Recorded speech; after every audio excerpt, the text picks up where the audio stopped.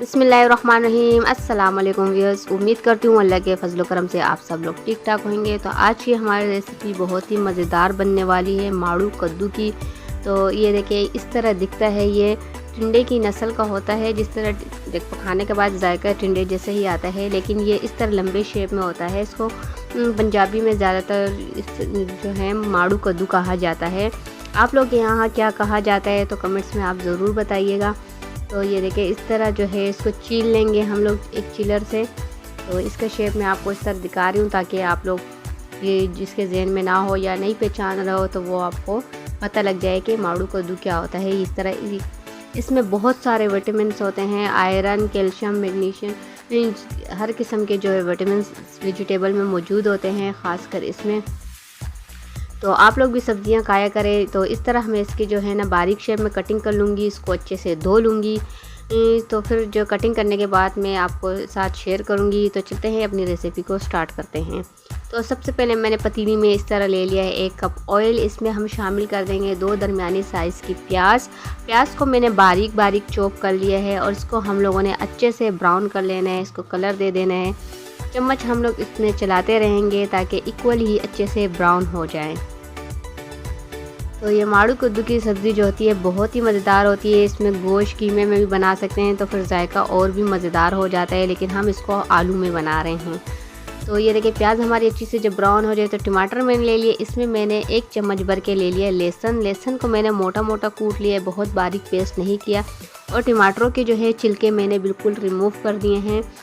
तो ये देखिए इस तरह हम लोग जो है इसमें प्याज के साथ टमाटरों की अच्छी सी भुनाई कर लेंगे और इसको 2 मिनट के लिए ढक देंगे। इससे ये होगा कि टमाटर हमारे बहुत ही जल्दी अच्छे से गल जाएंगे बग़ैर टाइम ज़ाया किए। तो 1 से 2 मिनट हम लोगों ने इसको जो है ना ढक दिया था। तो ये देखिए बहुत ही आराम से ये देखिए इसका पेस्ट बन रहा है। चम्मच की मदद से मैं इसको प्रेस कर लूँ तो आपको नज़र आ रहा होगा कि टमाटर हमारे बहुत ही अच्छे से गल चुके हैं। तो इस स्टेज में हम इसमें शामिल कर देंगे 2 से 1.5 चम्मच भर के जो है ना मिक्स मसाला जो होता है सब्ज़ी वेजिटेबल वाला वो। और साथ में हम ले लेंगे नमक हस्बे जायका इसमें चला जाएगा। तो इन मसालों को हम लोगों ने टमाटरों में बहुत ही अच्छे से इसकी बुनाई कर लेनी है। इससे हम लोगों ने मसालों को भून लेना है इतना कि ऑयल इसमें ऊपर आ जाए। जैसे इसमें ऑयल ऊपर आने लग जाए तो हम इसमें थोड़ा सा इसमें पानी ऐड कर लेंगे ताकि जो मसाले हैं वो हमारे जले नहीं, नीचे लगे नहीं। क्योंकि वेजिटेबल में हम पानी का ऐड नहीं करेंगे धुलने के बाद इसमें, और कुदरती तौर पर जो है सब्जियों में पानी मौजूद होता है। तो ये देखिए इस शेप में हम लोगों ने माड़ू कद्दू की कटिंग कर ली है और इसको अभी हम जो है भुने हुए मसाले में शामिल कर देंगे। अच्छे से मैंने इनको धो लिया था, फिर एक छन्नी में रख दिया था इसको। तो पानी इसका अच्छे से निकल चुका है। तरह सारा का सारा जो है हम लोग इसमें शामिल कर देंगे। और साथ में ही मैंने लिए हैं आधे किलो आलू। माड़ू कद्दू जो है 1 किलो था और आधे किलो मैंने लिए आलू को भी मैंने इस तरह बारीक शेप में कटिंग कर ली है। और इनको भी हम लोग जो है तमाम मसाले में बहुत ही अच्छे से जो है ना मिक्स कर लेंगे ताकि इसमें नमक मसाले वगैरह जो है हमारे वेजिटेबल में अच्छे से चले जाएं। तो ये देखिए इसकी बहुत ही अच्छे से हम लोगों ने मिक्सिंग कर लेनी है। हर तरफ से इसको जो है ना अच्छे से मिक्स कर लेना है। 1 से 2 मिनट लगा देना है हम लोगों ने इसकी मिक्सिंग में, क्योंकि जब कुक करते वक्त फिर हम लोग जो है वेजिटेबल में ज़्यादा चम्मच नहीं चलाते हैं, क्योंकि इससे वेजिटेबल वगैरह जो है सारा टूट जाता है।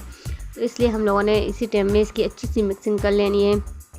तो मिक्सिंग के बाद हम लोगों ने इसको 2 से 3 मिनट के लिए हल्की आंच पे रख दिया था। तो 2 से 3 मिनट के बाद हम लोग एक दफ़ा फिर से इस पर चम्मच चला देंगे और इसको फिर ऊपर नीचे कर लेंगे ताकि इसमें जो मसाले वगैरह हैं अगर कोई कसर रह गई हो तो अच्छे से मिक्स हो जाए। तो इसको अब जो है हम ढक देंगे तकरीबन हल्की आंच पे 5 मिनट के लिए। तो 5 मिनट हो चुके हैं। ऑयल आपको नज़र आ रहा होगा साइड से जो है ना काफ़ी ऊपर आ चुका है। तो इस स्टेज में हम इसमें शामिल कर देंगे थोड़ा सा ब्लैक पेपर। इससे जो इसका फ्लेवर बहुत ही मज़ेदार हो जाएगा।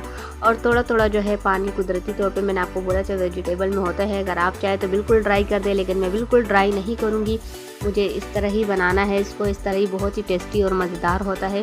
तो इसमें मैं शामिल कर दूँगी 3 से 4 अदद ग्रीन चिली। अगर आपको स्पाइसी ज़्यादा पसंद है तो आप चिली को कट कर दें। हरा धनिया मैं लूँगी। हरा धनिया इस दफ़ा मैंने वेजिटेबल में जो है थोड़ा ज़्यादा ले लेना है, क्योंकि हरा धनिया से इसका फ्लेवर जो है ना इसमें माड़ू कद्दू में बहुत ही मज़ेदार होता है, तो इसलिए मैंने हरा धनिया जो है थोड़ा ज़्यादा रखा है। तो इसको भी हम 1 मिनट के लिए सिर्फ ढक देंगे ताकि इसमें जो है वेजिटेबल में जो है धनिया और ग्रीन चिली का फ्लेवर जो है अच्छे से चला जाए। तो तकरीबन 1 मिनट हो चुका है, तो हम इसको हल्का फुल्का सा बस मिक्स कर लेंगे, बहुत ज़्यादा मिक्स नहीं करेंगे। तो अल्हम्दुलिल्लाह हमारी रेसिपी बिल्कुल डन है। तो इसको मैं आपको प्लेट आउट करके दिखाती हूँ। इस तरह हम इसको प्लेट में निकाल देंगे। इसका फाइनल लुक मैं भी आपके साथ शेयर करती हूँ। तो ये देखिए हमारी रेसिपी का माशाल्लाह से फाइनल लुक आ चुका है। अगर आपको मेरी ये सिंपल और आसान सी रेसिपी पसंद आई है तो प्लीज़ इसे लाइक करें, शेयर करें, कमेंट्स में अपनी राय ज़रूर दिया करें, इससे हमारा हौसला बढ़ता है। फिर मिलेंगे इंशाल्लाह एक और अच्छी सी झटपट तैयार होने वाली रेसिपी के साथ। तब तक के लिए मुझे भी अपनी दुआओं में याद रखना। इजाज़त दीजिए, अल्लाह हाफिज़।